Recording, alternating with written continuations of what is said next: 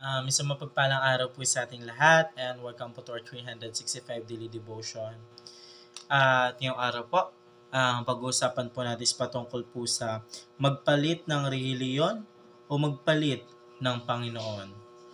So yung topic po natin ngayon para po sa concept po natin patungkol po sa conversion. So ang sabi po sa concept po natin patungkol po sa conversion, our willing response to the gospel call in which we sincerely repent of sins and place our trust in Christ for salvation. So yung sabi po sa concept po natin.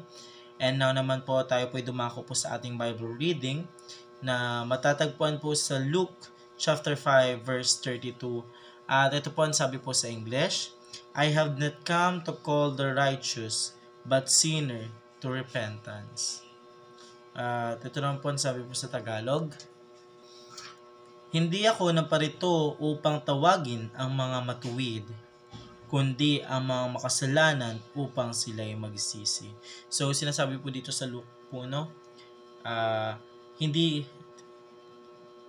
Sabi po dito is hindi daw po napaparoon po yung mga tinatawag po ng Panginoon Diyos na mga matutuwid po.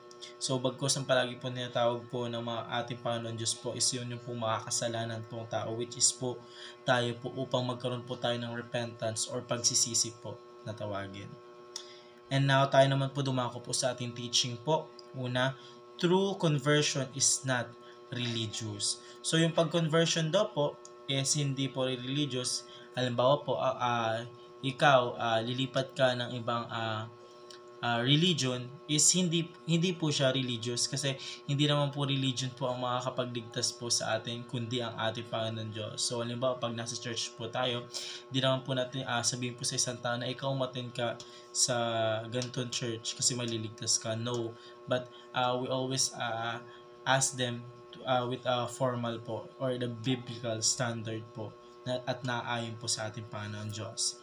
Then, pangalawang katuruan po, the conversion involves repentance and salvation. Ito na po sabi ko kanina, ang conversion daw po is nilalaman niya po yung repentance po. So, yung pag tinawag po nating repentance, ito po yung pagsisisi. So, it involves repentance po. So, kailangan po natin magsisi po sa ating Panginoon Diyos.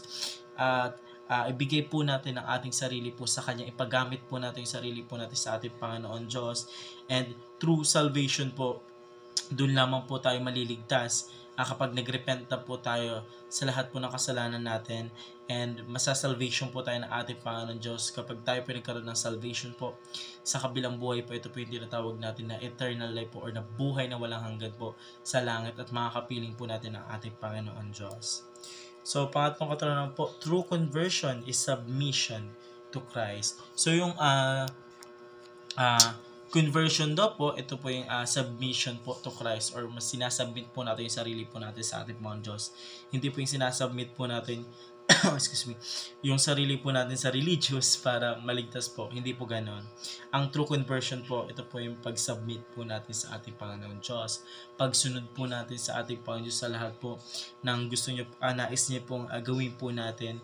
At lalo-lalo po sa biblical standard. So we always base po dun sa Bible po kung ano po yung gusto pong sabihin ng ating Panginoon Diyos, kung ano pong nais niya po ibigay po sa atin na task. So we always submit ourselves po to our Christ na sa ganun po is mas papalapit pa po tayo sa ating Panginoon Diyos and magkaroon pa po tayo ng strong relationship po with our God. So yun lamang po para sa araw na ito. Maraming salamat po sa pakikinig and see you po ulit bukas para po sa ating daily devotion.